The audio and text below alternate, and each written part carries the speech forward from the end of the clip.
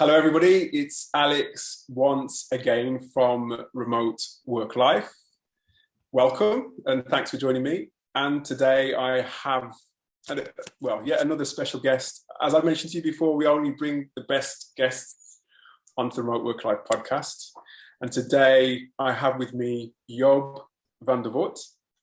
And Job is the CEO and co-founder of Remote. Job previously worked as a neuroscientist, believe it or not, before leaving academia to become the VP of product at GitLab, which, as you may or may not know, is the world's largest all-remote company. He hired talent in 67 different countries. So that's immense. So we're going to learn a little bit about that today. Job is also a highly sought after presenter. He speaks on topics relating to scaling a remote first startup, remote culture, and the future of work. So yeah, ideal guest to have on the podcast. Job also has 2 kids and 500 hobbies. And, I need to ask Job about that because 500 hobbies, puts me to shame. But Job, thank you for joining me today and you're welcome to the podcast. Thanks for having me, Alex. So welcome. So, I've been waiting quite a while for this moment as we've, I think you started Remote around about 2019, around about the same time that I started the Remote Work Life podcast. And I suppose, quite frankly, it's exploded in terms of interest, in terms of uptake. I just want to say, as I said, thank you for joining me, but tell me, how did you get to this point? Did you envision yourself in this role when you were at GitLab, for example? Yeah, funny story. I was doing a different job before GitLab where I met Sid, the CEO, and he asked me, "Oh, do you want to join me at GitLab?" And I was like, "Yeah, I'll join you, but I kind of want to start my own company, so I'll join you for a year." And then I'm gonna leave. And that year turned into 5 years. So in a way, I did envision running my own company at least, because that was explicitly my goal, even by the time that I joined GitLab. And like between Sid and I, we always had an agreement that I would join, and then I would leave, and that was always the agreement. And so, I stayed for 5 years, and I told him, "Look, now's the time. I told you this was going to happen. Now I'm going to go." So in a way, yes. I would never imagine myself, leading such a large, maybe too early to tell, but relatively successful company. So no. And I think, you obviously had, like you said, you had that goal in your mind. So it sounds like, and from some of the interviews I've listened to, you sound like, maybe, I don't know if I'm right or wrong, a bit of a risk here, but you sound like you're the kind of person who really knows what they want, and you go after it and you plan out what you want and you approach things from that perspective. Am I right in saying that? Yeah, no, you're right. I've been always very clear on what I want, although that thing has changed many times. I don't know what I want to do, after Remote, if they kick me out. But no, I've been always incredibly stubborn about what I want to do, and I've always just gone straight for that. So yeah, yes. Well, it's a good point. It's a good guess. But no, and we're going to talk. For those of you listening today, we're going to really dig into. Obviously, we're going to be talking about remote work. We're going to be talking about asynchronous work as well, and working asynchronously within your teams. But as you all know, I like to get under the skin really, and really understand the people behind the businesses. And to that, as I was saying before, I listened to a few of Job's interviews, and yeah, how was your time? What I suppose I wanted to know is, how was your time at GitLab? What did it teach you? A lot of things. It was 5 years, so it's a lot of time, and the company grew really fast. The first year at GitLab, we were initially not even planning to raise any VC money, and we thought we're just going to bootstrap this. And a year later, we were in Y Combinator. We went through that whole experience, and a lot. I learned how. I think the most fundamental thing is that I learned that you can do this. You can build a truly distributed team, have people all over the world, and build a very successful company. And I think in a lot of ways, a company that, for one, breaks the mold, but also does many things significantly better, and not necessarily because of choice, but more because as an emergent property of the fact that we didn't have any offices, we ended up hiring from all over the world and ended up with a very diverse team. I think that in and of itself has so many advantages for any kind of organization. And it's such a great forcing function to better practices like asynchronous work and many others that, I think that laid the foundation on what I was going to do next, right? Like, I think the reason that remote exists is because I saw the problems we faced at GitLab and are trying to solve that at remote, but also because I believed that, okay, you can build these kind of organizations. And I want to help more people create organizations like this. And in doing so, give more people the opportunity to work for those kind of organizations. So a whole lot. GitLab taught me a whole lot. I wouldn't say everything, but a whole lot. No, nice summary. But probably what's the biggest takeaway from you from GitLab? What's the biggest thing you've probably learned from your time there? I mean, it's what I said. It's the fact that you can do this, that you can build this truly distributed company, and that it has massive advantages, right? Like, that is easily the best one. I think when we were building GitLab, we often faced people being skeptic about the fact that we were fully remote and fully distributed.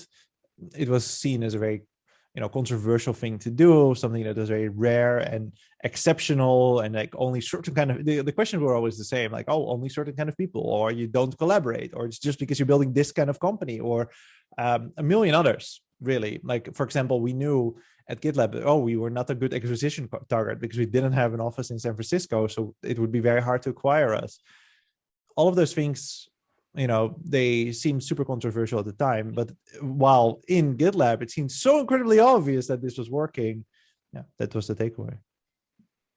No, that's cool. And you're remote now, you started remote, and everything seems to be going really well, and you're hiring and growing different entities across the world.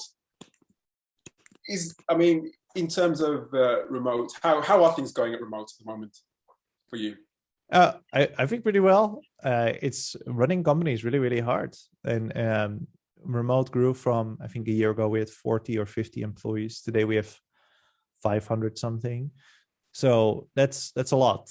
It's really hard to build some kind of structure, organization, and to make people even understand what their job is when you're growing this incredibly fast. And so the reason that we grew so fast is because there's so much demand, right? We have thousands of customers. And so, those two things together, that's really difficult.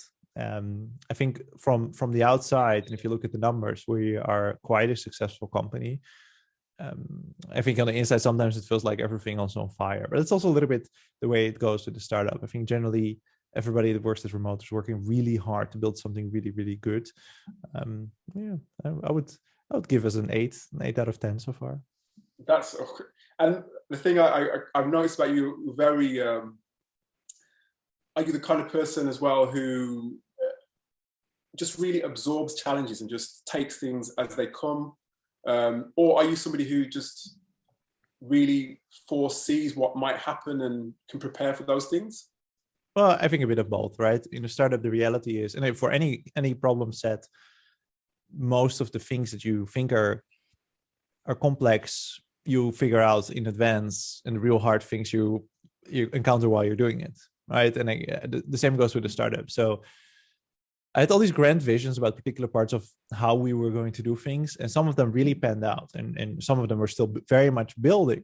And I first saw them years ago, and others I had never imagined that those were complex things that we would, trip over 6 times before we were able to fix them. So, I would say a bit of both, which I think is necessary in a startup. You need to have a long-term vision, but you also need to be able to deal with the day-to-day.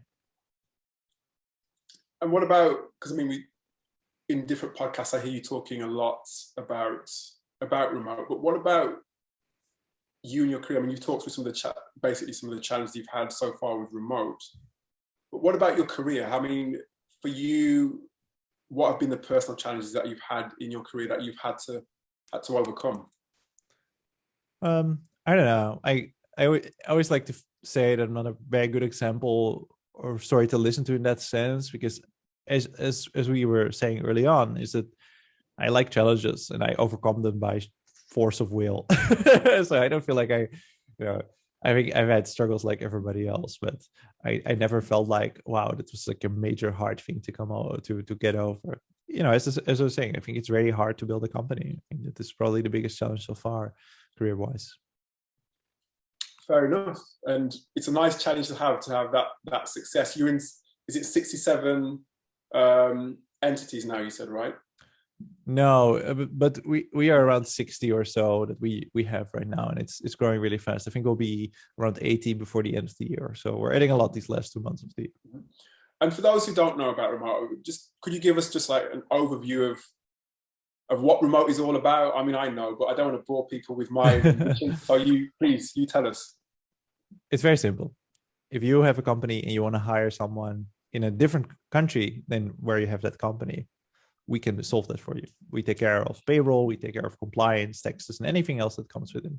That is what remote does, and that's what we solve. And we solve that in a million different ways. We solve that for contractors, for direct employees, or employees that are employed through us, through an employer of record kind of structure, any kind of form really, and anything that comes with that as well, payroll, benefits, but also more complicated things than that. We solve all of that, which is a lot, and it's really complex. But fundamentally, it just solves that one problem. You want to hire someone in a different country, we solve that. And you do that by API. How does that work then? Because I mean, I get the concept, but you do that via API. Can you explain that a bit more? No, so the way we do it is by blood, sweat, and tears. It's you have to figure out, like, let's say I want to hire Jane in Portugal, right? I have to then go into Portugal, figure out what are the local labor laws like. How do I employ someone? How do I run payroll locally? So we do this for every country in the world. And in doing so, we have to build software to automate the processes involved with onboarding Jane and all their other friends. So we build all this software, which is this really complicated stack of software that does a million different things. And we make it available directly through our customers so that you can just sign up and you don't have to talk to someone, but rather you're just guided through this onboarding thing. Or we make available APIs so that if you are a partner of ours, you can offer the same kind of functionality. So you can say, well, you can employ people through us, but really through remote. And there's this API available that we then use to integrate with remote. That is really what that is. Amazing. And like you said, it's got so many different moving parts, but you've managed to package it in such a way that you've been able to scale so quickly, and you must have a wonderful team. I do. Yeah. Yeah. And in terms of the, did you, and I mean, I know obviously everybody's been forced to work remotely, and some are liking it, some others aren't, and it's, you're having lots of clients on board. Did you anticipate the sort of the success that you're having now? Did you anticipate the numbers? No, I didn't. I also didn't anticipate COVID, so which I think is a major boon, and like one of the main ways that this massive shift to remote work happened, right? So no, I didn't anticipate it. We started seeing it when COVID started happening. It was very clear that this was going to be an accelerating trend, right? So when COVID happened, it's not that there was immediately a boom of demand. The demand was already there, and we were already serving part of that. But I mean, we weren't actually, because we only opened the doors after COVID, but nonetheless, we were anticipating that amount, that we were speaking with potential customers for a long time. But what we did anticipate is that once people start working remotely, they start to realize that, oh, I can just hire internationally. So instead of just hiring, in my country or even in a neighborhood in which I have an office. And now I think we're starting to see that demand realize, right? Now you start to see more and more jobs opening that have location anywhere. And that is what we were anticipating, a year and a half ago. But not before that, absolutely not. No, I think, I thought we would be successful. I knew that this was like an interesting market. I knew we could be successful in this. I didn't anticipate us within 2 years to have a company with 500 employees now. It's incredible. It's beyond sort of like, yeah, it's incredible. That's the only word I can think of right now. And obviously being, fast forwarding to where you are now to 500 employees, leadership obviously comes into it. You as not just a founder, but there has to be so many facets to the way you work and who you are in order to have a successful company with that scale. What would you say is probably the most significant or most important leadership lesson that you've learned? Oh, good question. I don't know. I think it's hire great people and give them the space to be great. I think that's one of the most important things. You'll find that if you hire someone that's ambitious and hungry, as they say, right, wants to get shit done, and you give them the space to do so, they tend to be excellent people, and they tend to do really, really well. And I think that's how I am as a leader. I tell my reports that you have to play ground to yourself. You get to do your best work. I will make sure you're unblocked. You have anything you need, money, people, whatever else. Just show me your best work. And that tends to work out really, really well. Okay, the reason I'm laughing is because I've worked in recruitment for a number of years myself. And you said just hire the best people. That's the end game. You want to hire the best people, but I think the principles of recruiting and hiring people, they're pretty much there. They're not set in stone, but it's pretty straightforward to follow those principles. But it's easier to sort of like, the practice of recruiting and hiring the right people is the challenge. What's the remote way or the job way of hiring people and making sure that they're aligned with what you're looking at? Yeah, I think it starts a little bit earlier than that. I think you have to create a company culture or a place where like talented people will want to work, right? To create a really safe, inclusive environment is a really important one. I think it's important to almost everybody that I think is great. So that's a pretty good start, right? Like, and even if you want to hire like a white guy from San Francisco, creating an inclusive environment is also going to do better for them, right? Like that's a really good place to start. And then you create an atmosphere that is pleasant for them as well. Like if you're a micromanager, that they will get that sense from you, from your organization, in talking with your organization. Like nobody wants to work for a micromanager. So that's where it starts. And then, like there's no such thing as the best person in any given thing. One way you're definitely not going to find it is by looking at someone's CV and counting the years of experience they have in X or Y, right? Like it's not how you find someone great at all. It's quite the opposite. I think you're going to find someone that's incredibly rigid and very like expecting a particular thing if they're spend a lot of time. So I think really what you're looking for is like, what is the kind of person that matches our organization, matches what I like to, the type of person that I like to work with, right? And this is often described as cultural, but it's also, how people select people that look like themselves. So I'm careful not to use that, but how, looking for that person that matches well with you and with the greater organization. And then of course has some relevant experience.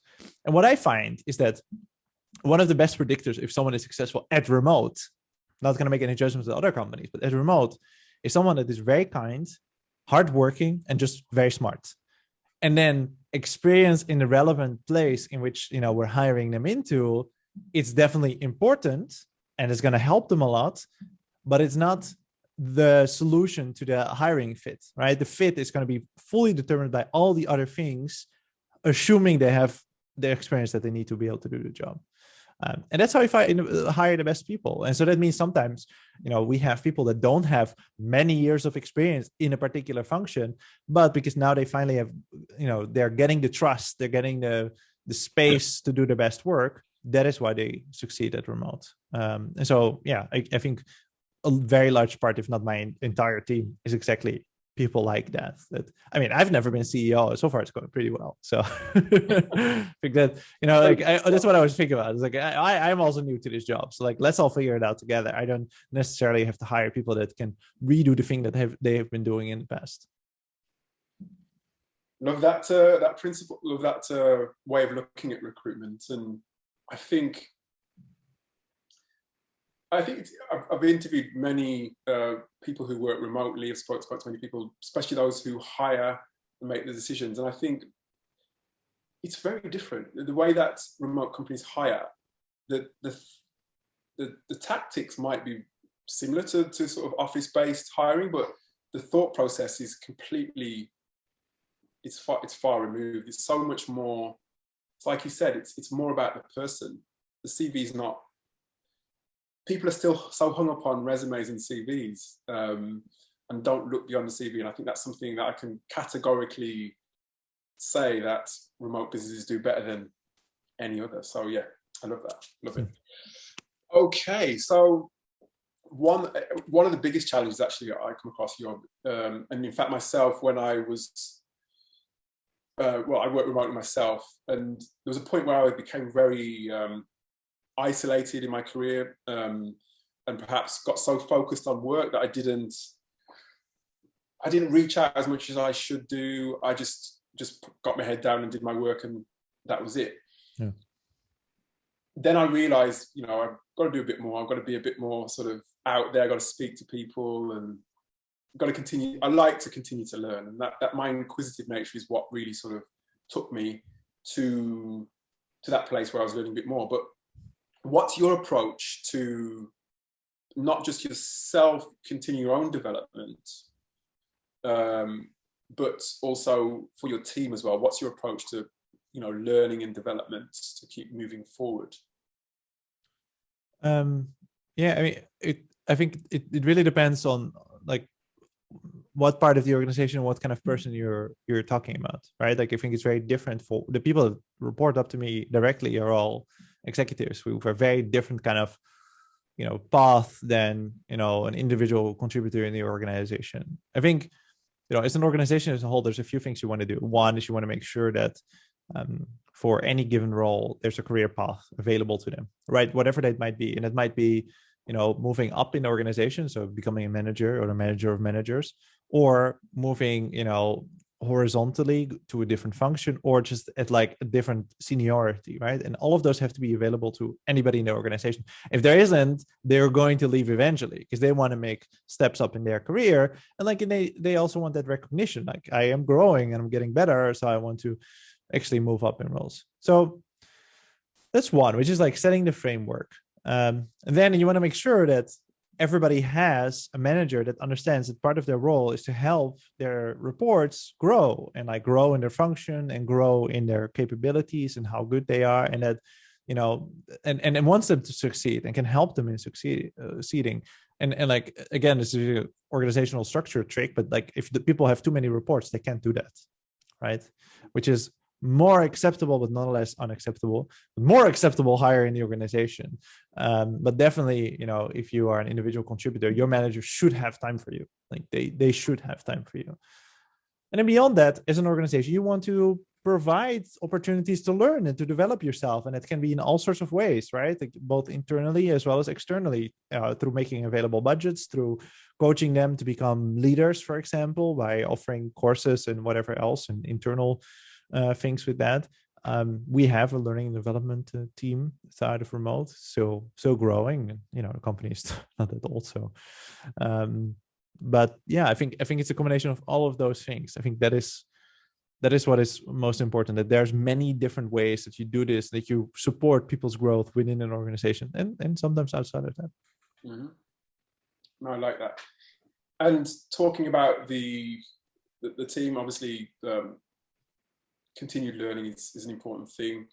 I'm sure you hire people who probably work remotely. Do you hire generally people who've not worked remotely, who've not worked asynchronously before as well, or? Yeah, we don't care. We don't care about that. We just hire whoever we want to hire. I mean, if you can communicate well, you can work remotely. Mm-hmm. That's it. I don't feel really strongly about it. Yeah. Otherwise, one, you're just gonna shoot yourself in the foot, and two, why block the opportunity to otherwise great people? Like, it's not like they have an office to go to, so they have no choice. Yeah. And it's not to say that like people won't struggle. They might struggle, but we provide sufficient resources and coaching, and again, like we have good structure in the organization to make sure that you can succeed, and there are resources for you to succeed. And then if it still doesn't work out for whatever reason, that's unfortunate, but also luckily very rare. And one of those things that maybe people have to adapt to, and I think more and more in the future, is working asynchronously. And for you, why?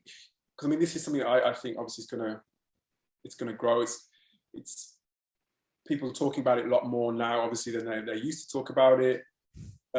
People like yourself, you're I guess, are seen as go-to people now in terms of talking about it and advising on it.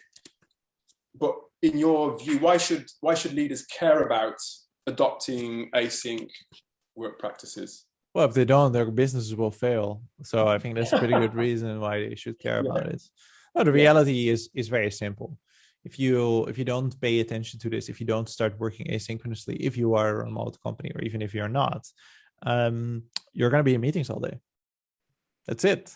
Right? Like I think asynchronous work is or like working asynchronously is presented as like magical thing that's going to solve all your problems. But the reality is, it's just, a few good standards around how you should communicate that help you also avoid meetings and that help you avoid overhead or completely unnecessary, which is sort of implied in overhead, that, everybody would be happy to go without. And so, yeah, you have no choice as a business leader, unless everybody wants to be in meetings all day, which no one wants to be. You have to start working asynchronously. Wait, I don't know if I answered your question. I did say what I wanted to say. No, it does. And the thing is that I think lots of people, I mean, I'm looking at my peer group now, and people who perhaps are not used to working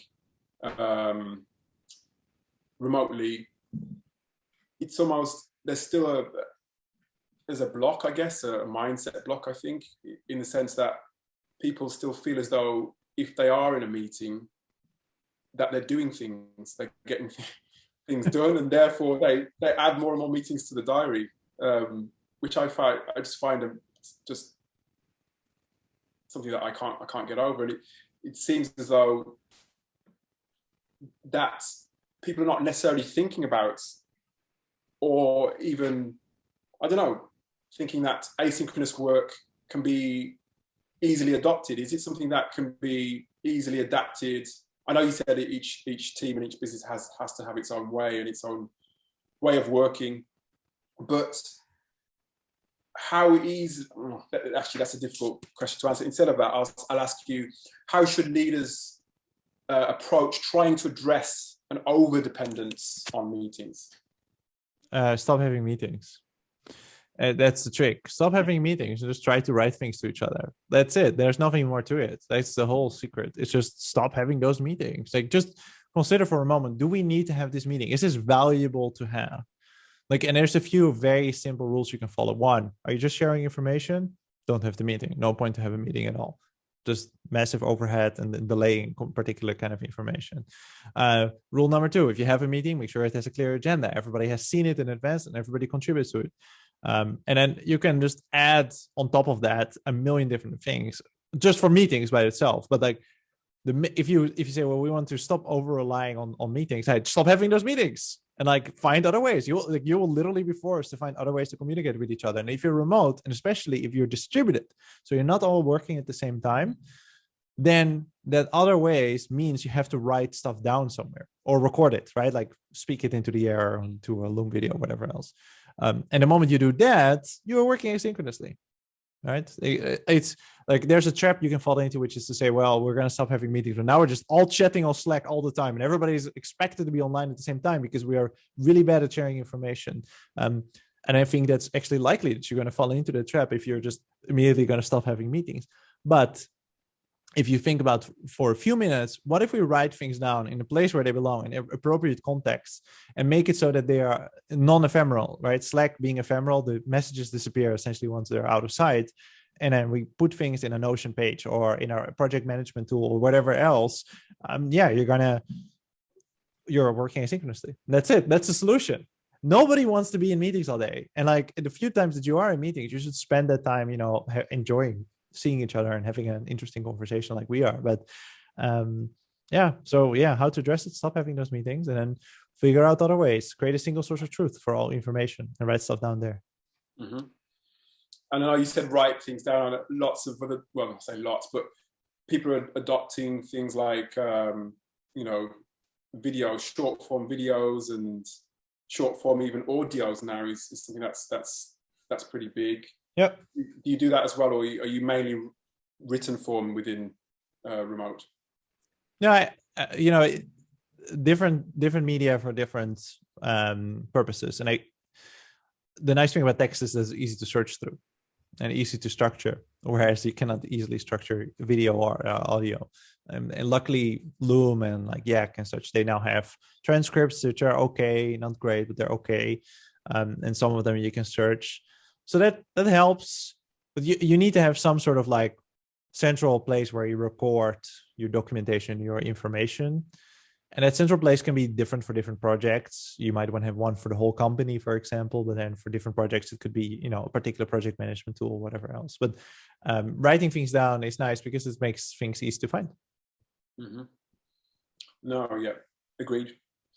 I think we've covered async. Obviously, we've just done an overview, and I really like your not simplistic, but your straightforward. That's the word, straightforward view on that.